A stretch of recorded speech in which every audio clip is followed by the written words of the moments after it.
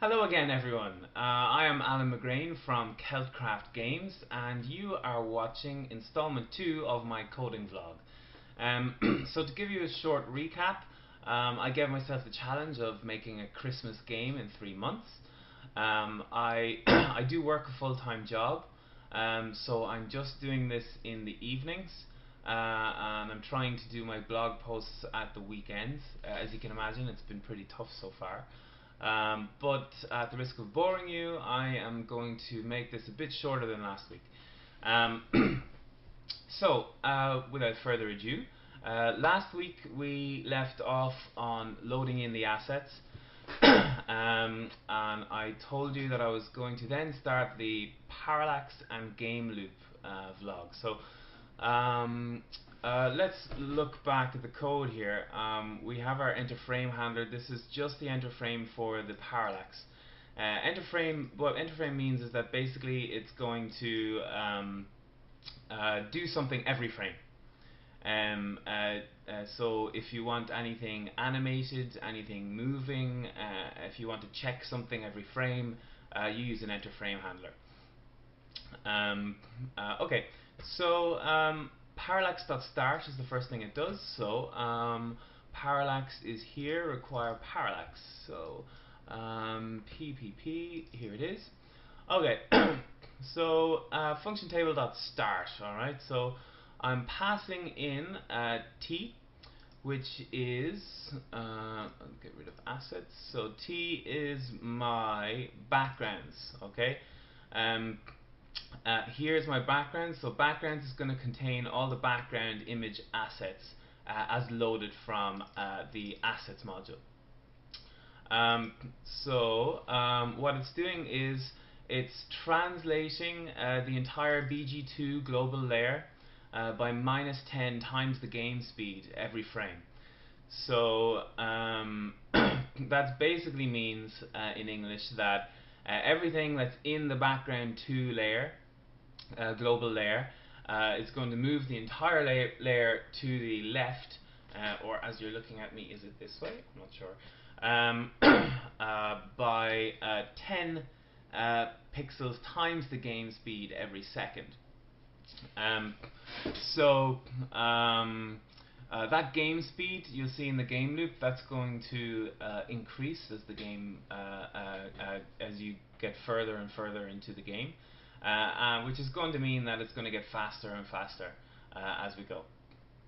So I'm saying if the content bounds of the first background, if the x max of it is less than 0, all that means is that if the right hand side of the background image is off the left hand side of the screen, I am going to set its x position back around to off the right hand side of the screen. So if you can imagine one image, it's moving, I'm going to do it this way, it's moving to the left. It gets off the edge of the screen. I'm going to pull it down, bring it back around, and move it onto off the right hand side of the screen, and then it's just going to keep going like that. Very simple. And what I've done is I've reused the same image and I've flipped its x scale. So I've got two images doing that. And when one gets off the edge, it comes back around and it moves across like this. That is just the first layer. Now obviously it's not actually doing parallax yet, because I don't have a second layer in front of it. I'm still waiting on art assets. I had a Skype interview last week with a pixel artist, so hopefully he accepts my offer and he joins me. Actually, by the time I'll release an update, by the time I air this vlog, he may have already joined me, so hopefully this is also a happy occasion for me. Just look at the backgrounds. So this is where they split. This is actually two backgrounds. So that one goes off the edge of the screen. It's now come back here and it's coming back on now. So it's just the same image flipped on the X scale and joined together. Okay, so that's all my parallax is doing at the moment. Um, uh, Also, you'll notice that I'm only accessing the first entry, so I only want to access the first entry in the background layer at any one time, because it's the one that's going to be at the front. So if you can imagine the array as a stack, and you've got a stack of images in the array, it's going to be the top one at any one time that's going to be coming off the edge of the screen. And then I'm going to remove it from the table, that's here, and I'm going to insert it on the table, which and what that's doing is it's removing it from the top of the array and placing it back in at the bottom of the array. So it's working like a pop and push stack for those of you who are used to object-oriented languages. Okay, that's my parallax. Then we go back to director. So the director loads the assets. The parallax was started in there as well. And then I'm calling game.gameloop. So require game. So where did I save game? Here. Okay. So this is a bigger one.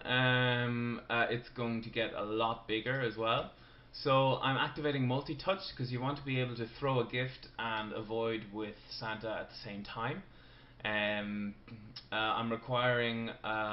setting some local tables that I'm going to use throughout the module. I'm requiring my sprite listeners and my random assets, random asset modules. I'm going to step through it step by step, so we'll get into that after. So here's a local function, it's not called yet, another local function, not called, another local function, not called yet. And here we have function table.gameloop. That's the first thing that's going to run when this program is, when this module is called.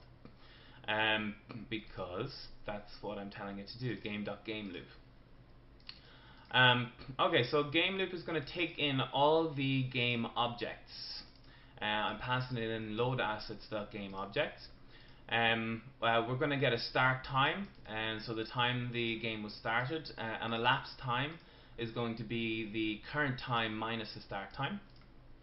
I'm going to localize my game objects here as a game objects variable, and I think I actually, yes, I set a local game objects table at the top, so I'm just getting this objects table and popping it into my local game objects table.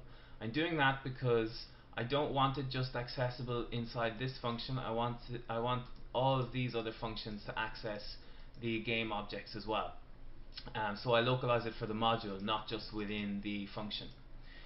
Then I have my touch object, which is an invisible rectangle placed over the screen. That's what my touch object is. So if it's touched, I can do stuff. So here then, okay, local function not called yet. Local function not called yet. So this is the next line of code that runs. I'm adding an enter frame frame handler. So this is going to be my game loop frame handler. So what I'm doing in here is I'm working out the elapsed time at every frame of the game. And if the game speed is less than 3, then game speed equals 0.5 plus elapsed time divided by 200. All that's doing is it's speeding up the game as you progress. Then I am calling randomassets.fireRocket and randomassets.placeHouse. So they're the two objects that are coming towards you from the right hand side of the screen. You can see them here. The rocket and the house. So they are randomized at the minute, really basically just for the proof of concept. So let me show you what I'm doing in them. Randomassets.fireRocket and .placeHouse. So I need to find my random module. Here it is. Okay, so fire rockets. It's going to take in the rockets and the elapsed time. It's going to calculate a difficulty counter depending on how long the game has been running. Then it's going to calculate the time since the last shot. So current time, if the current time is greater than a random number between 2 and 4 plus the last rocket fired time. So this random number is going to be the frequency of fires. Um, and then I'm going to loop through my rockets asset table, and if active is false, then choose the lane, top or bottom. That is this function here. So if the rocket last lane is top, then make it bottom, or if the rocket last lane is else if the last lane is bottom, make it top. Okay, so then I'm just going to insert the rocket into the game layer. So the parallax is going to take over then and do whatever it needs to do. I'm going to transition it to the left, and when it's complete, I'm going to set active to false. So this is a Lua closure. It's an anonymous function built into the transition. It's just so handy just to set a variable once the transition has ended. And then I'm going to set the last time fired to the current time. That's the fire rocket. Place house is going to be very, very similar. It's a random number again to send the house out. Houses come a little bit slower than rockets. Rockets come between 2 and 4 seconds. Houses come between 2 and 6. As you can see, they don't change as the difficulty gets as it gets more difficult yet. I still have a little bit of working out to polish this difficulty algorithm. And then the same thing. I'm setting the active to true or false on the houses. Add it into the game layer, transition it to the left, and then set the last time it was fired to the current time. Okay, so I think we're at about 12 minutes, so that should be good. Next week I will guide you through what I'm doing with the rest of the game loop, and I will show you my sprites, my sprite manager, and what I'm doing with them. Okay, so thank you very much for listening, and thank you for showing your interest. Please do give it a share or a like if you enjoyed it. Even if you didn't enjoy it, a share or a like would be nice as well. Hi everyone, it's Adam McGrain from Kelcraft Games here. If you liked that video, please give me a thumbs up or subscribe below. Also give it a share. Go on, you know you want to. Bye!